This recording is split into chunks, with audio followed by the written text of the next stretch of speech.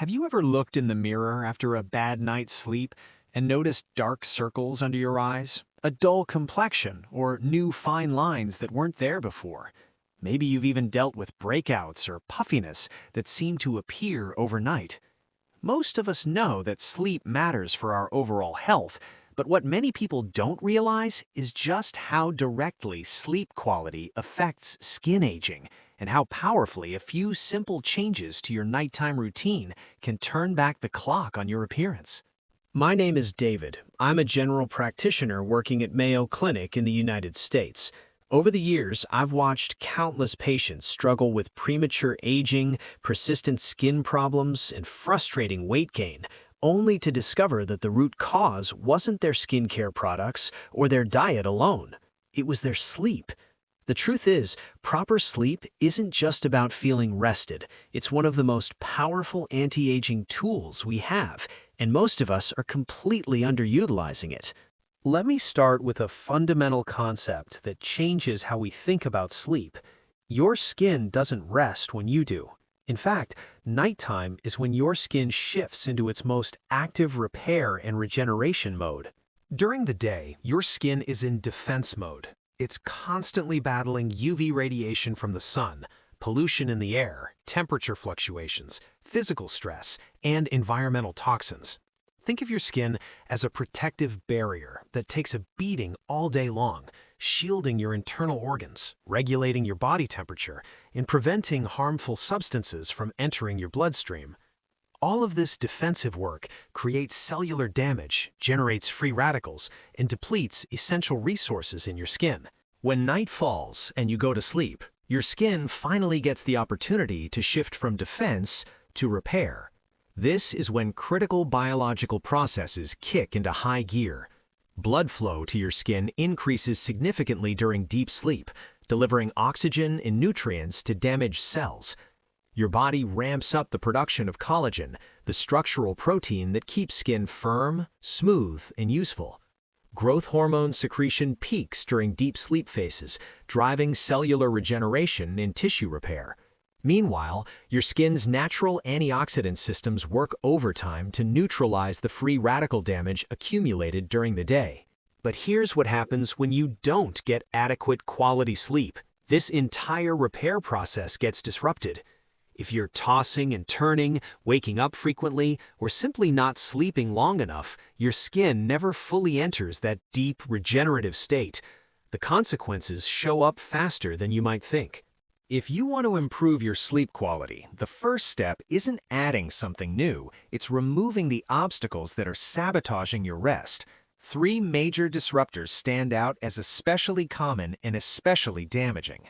Stimulants, particularly caffeine and nicotine. Most people know they shouldn't drink coffee right before bed, but the real issue runs much deeper than that. Caffeine has a half-life of about 5 to 6 hours, which means that if you drink a cup of coffee at 3 p.m., roughly half of that caffeine is still circulating in your system at 9 p.m. The peak effect of caffeine on your nervous system actually occurs about 4 hours after consumption, which is why an afternoon coffee can wreak havoc on your sleep later that night, even if you don't consciously feel wired. The same principle applies to nicotine and other stimulants. If you want quality sleep, you need to cut off all stimulant intake at least 4 to 6 hours before bedtime, which for most people means no coffee, tea, energy drinks, or nicotine after early afternoon. This is a hard rule if you're serious about optimizing your sleep. Eating too much or drinking too much liquid before bed. When you go to sleep with a full stomach, your digestive system has to work overtime, which keeps your body in a more active metabolic state and prevents you from sinking into deep sleep. Similarly, drinking large amounts of liquid, especially alcohol or beer, in the evening almost guarantees that you'll wake up in the middle of the night needing to urinate. And once you're awake, even if it's just for a bathroom trip, it's harder to return to deep sleep. Your sleep cycles get fragmented and the restorative benefits diminish. The solution isn't complicated. Have your last substantial meal at least 2 to 3 hours before bedtime and limit fluid intake in the hour or two before sleep. If you're thirsty, small sips are fine, but don't chug a large glass of water right before lying down. Blue light exposure from screens. This is perhaps the most pervasive sleep disruptor in modern society. The blue wavelength light emitted by smartphones, tablets, computers, and even LED lighting tricks your brain into thinking it's still daytime. When your eyes detect blue light, your brain suppresses the production of melatonin, the hormone that signals to your body that it's time to sleep. Without adequate melatonin, you simply don't feel sleepy, no matter how tired you actually are. This is why so many people experience the phenomenon of feeling drowsy and ready for bed, but as soon as they pick up their phone to just check one thing, they suddenly feel wide awake. It's not coincidence, it's biology. Your brain is being chemically tricked into wakefulness. Once you've eliminated the major disruptors, the next step is actively creating conditions that promote deep, restorative sleep. 3 strategies stand out as particularly effective. Take a warm shower or bath before bed. This might seem counterintuitive, but the mechanism is elegant. When you immerse yourself in warm water, your core body temperature rises temporarily. When you get out, your body naturally begins to cool down. And this drop in core temperature is one of the physiological signals that triggers sleepiness and helps you transition into deep sleep more quickly. This cooling effect is why many people find it easier to fall asleep in a cool room than a warm one. Your body wants to be slightly cool to sleep well. A warm bath or shower about 30 to 60 minutes before bedtime takes advantage of this natural mechanism. Practice deep breathing or simple meditation. When your heart rate slows down, your body interprets this as a signal to enter a restful state.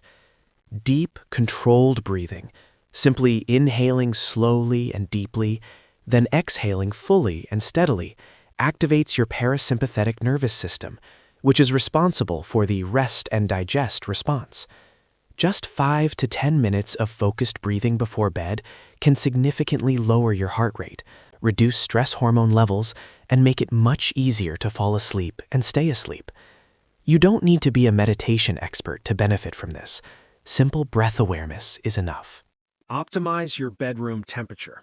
The ideal temperature range for sleep is between 75 and 79 degrees Fahrenheit, approximately 24 to 26 degrees Celsius. This might feel slightly cool at first, especially if you're used to a warmer room, but it's optimal for maintaining the lower core body temperature that promotes deep sleep. If you're concerned about getting too cold during the night, keep a light blanket nearby that you can pull over yourself if needed. The key is starting cool and adding layers if necessary, rather than starting warm and waking up overheated. 2 additional environmental factors deserve attention because they can make or break your sleep quality, even if everything else is optimized. Air circulation and fresh air are crucial. When you sleep in a stuffy, poorly ventilated room, carbon dioxide levels gradually rise and oxygen levels drop. Your body senses this and responds with more shallow, fragmented sleep.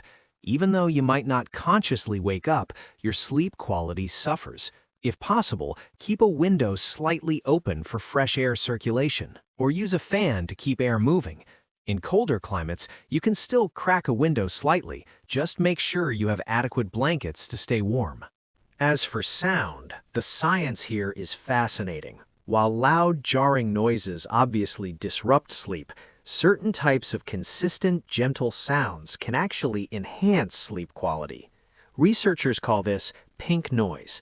Steady, soft sounds like gentle rainfall, rustling leaves, a babbling brook, or even the rhythmic sound of typing on a keyboard.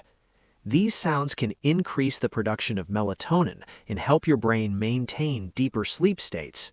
Some people find that ambient noise machines or apps that play nature sounds help them sleep better.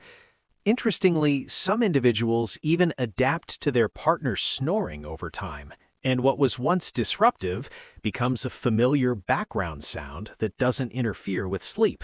That said, chronic loud snoring can be a sign of sleep apnea, which is a serious health condition that requires medical evaluation, so don't ignore persistent severe snoring. The final piece of the sleep optimization puzzle is often overlooked: how you wake up in the morning. The most natural and healthy way to wake up is gradually, with natural light. When sunlight enters your eyes in the morning, it signals your brain to stop producing melatonin and start increasing cortisol, the hormone that helps you feel alert and energized. This natural transition is far gentler on your body than being jolted awake by a loud alarm in a dark room. If possible, arrange your bedroom so that morning sunlight can enter naturally. Open your curtains or blinds before bed, or use blackout curtains with a timer that opens them gradually at sunrise.